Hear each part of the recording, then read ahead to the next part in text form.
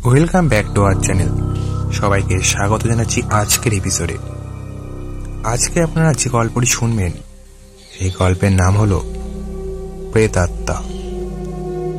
আমাদের গল্পগুলি নিছক আনন্দের সহকারেই শুনবেন। তো চলুন গল্পটি শুরু করা যাক। শুরু হচ্ছে আজকের গল্প প্রেতাত্মা।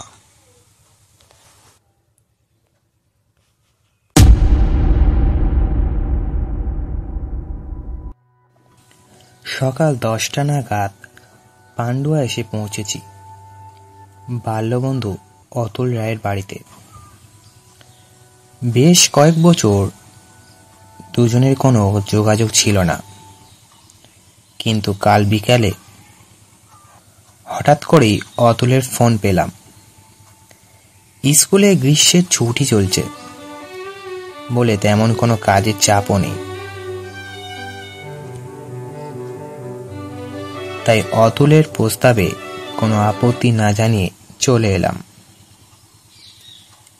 এখানে পৌঁছে দেখি আমার কলেজের আরেক বন্ধু সঞ্জু আমন্ত্রিত। 3 বন্ধুতে অনেক ঘোরাঘুরি হলো।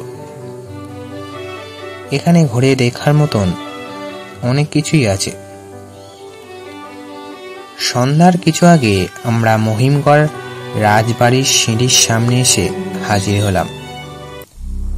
20-30টা সিঁড়ি ভেঙে রাজবাড়ির চৌকাঠে পা রাখতেই গার্ড ভম্বল সেন আমাদের সাথে সাথে যেতে লাগলো। তার মুখ থেকেই শুনলাম এই রাজবাড়ি নিয়ে কিছু অবিশ্বাস্য কাহিনী।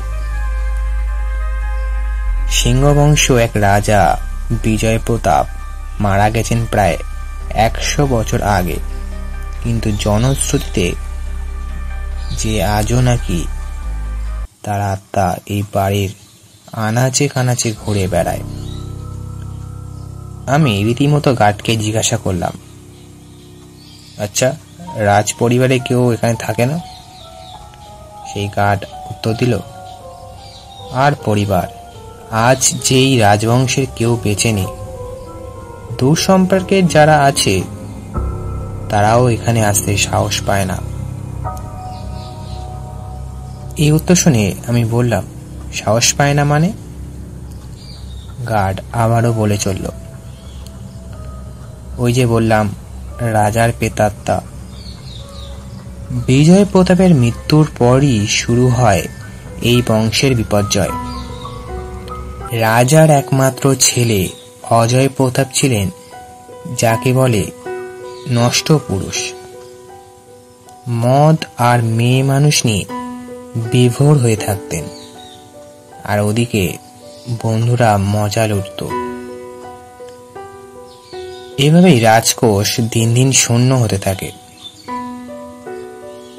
রাজবাড়িটা একটা নোংরামির ঘাঁটিতে পরিণত হলো। বাজারে অনেক বদনামও করে ফেলল অজয় প্রতাপ। অবশেষে হঠাৎই একদিন তিনি খুন হলেন। খুনি ধরা পড়েনি বটে, তবে লোকে বলে সিংহ বংশের অবশিষ্ট সম্মানটুকু বজায় রাখার জন্য বিজয় প্রতাপের আত্মাই নাকি তার ছেলেকে শেষ করেছে। আমি হেসে মন্তব্য করলাম, রাজার প্রেতাত্মা ওসব কিছু নয়। সম্পত্তি গ্রাসের লোভে বন্ধুরাই কেউ মেরে ফেলেছে বিকারগ্রস্ত বিজয় প্রতাপকে। আমার কথা শুনে গার্ড কেমন এক ব্যঙ্গ হাসি হাসল। এদিক ওদিক ঘুরে রাত 9টা নাগাদ আমরা অতুলের বাড়ি ফিরে খাওয়া দাওয়া সেরে ঘুমোতে গেলাম। আমার আর সঞ্জুর শোয়ার ব্যবস্থা হয়েছে একই ঘরে। রাতে সঞ্জু আমাকে একটা মোটা সোনার হার বের করে দেখালো। আমি চিনতে পারলাম এটা তো রাজা বিজয় প্রতাপের মূর্তিটার গলায় দেখা সেই চেনটা। আমি চিৎকার করে বলে উঠলাম, এই সঞ্জু, এটা তুই রাজবাড়ি থেকে চুরি করে এনেছিস? সঞ্জু উত্তর দিল, হ্যাঁ, তো কি হয়েছে? মরা মূর্তিটার গলায় বেকার পড়েছিল, তাই ছেড়ে দিলাম। এটা এবার আমার গলায় ঝুলবে। আমি বললাম, দেখ ভাই, আমার কিন্তু খুব ভয় করছে। বিজয় প্রতাপের আত্মার ব্যাপারটা যদি সত্যি হয় তাহলে কপালে কিন্তু।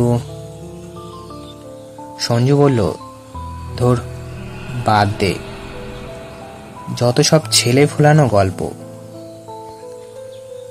আমি বললাম, তা হোক গে, চুরি করাটা তো অন্যায়। কাল আমরা দুজন রাজবাড়িতে যাব, আর তুই চুপি চুপি যে দেখা জিনিস সেখানে রেখে আসবি, ওকে? সঞ্জু বলল, আরে কালকের চিন্তা কাল হবে, এখন ঘুমাতো। এত দামি একটা চেন ফালতু ফালতু হাতছাড়া করবো? পাগল নাকি? সকালে বাইরে থেকে অতুলের হাঁক ডাক শুনে ঘুম ভাঙতে দেখি আমি বিছানার পাশে মেঝেতে শুয়ে আছি। ধরফর করে উঠে পড়ে আমি হতবাক হয়ে গেলাম, সঞ্জু ঘরে নেই। মনে পড়ল রাতের স্বপ্নটার কথা। একটা বৃহৎ কালো বাদুড় জানালা দিয়ে ঢোকে হাড় ঝোলানো সঞ্জুর গলা কামড়ে ধরল, আর আমি ভয়ে বিছানা থেকে গড়িয়ে পড়লাম। তবে কি এ স্বপ্ন নয়? কিন্তু বন্ধ ঘর থেকে সঞ্জু গেল কোথায়? তবে কি প্রেত বাদুড়টাই কাল রাতে তাকে নিয়ে গেছে? অতুল আশেপাশে অনেক খোঁজাখুঁজি করেও সঞ্জুর খোঁজ পেল না।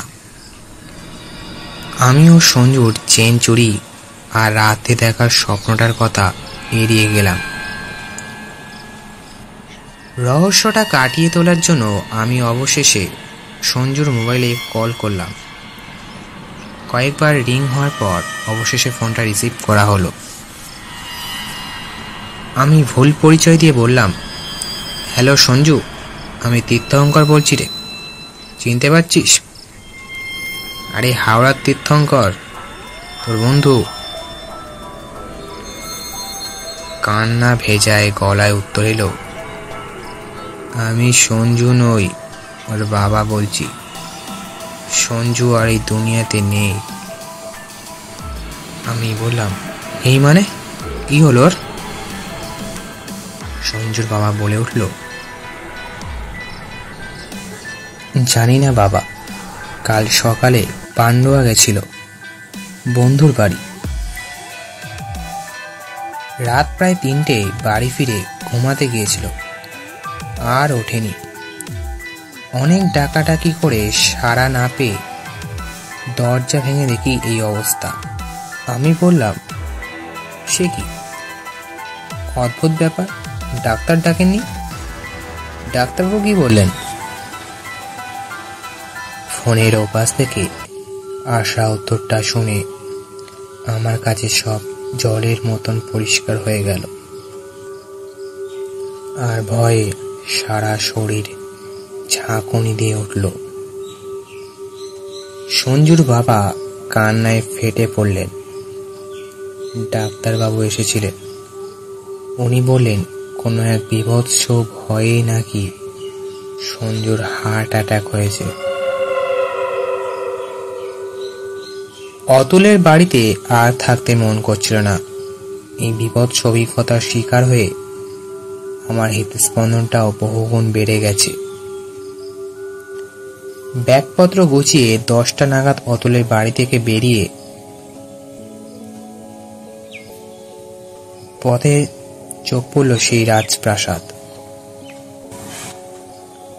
একবার ভেতর থেকে ঘুরে আসতে মন চাইল বলেই প্রাসাদে ঢুকে পড়লাম, আর সেখানে গিয়েই আরো একবার উন্মত্তের মতো শিউরে উঠলাম।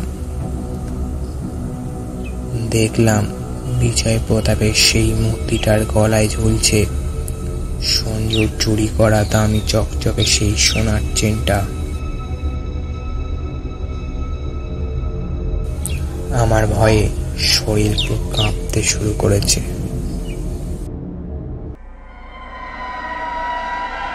কোনো মতে সেখান থেকে বাড়ি ফিরলাম। শেষ হলো আজকের গল্প প্রেতাত্মা। গল্পটি কেমন লাগলো অবশ্যই কিন্তু আপনি কমেন্ট করে জানাতে ভুলবেন না। এরকম সব ভৌতিক গল্প শুনতে আমাদের গল্প পরিবারকে সাবস্ক্রাইব করে পাশে থাকুন আর শুনতে থাকুন ভৌতিক গল্প।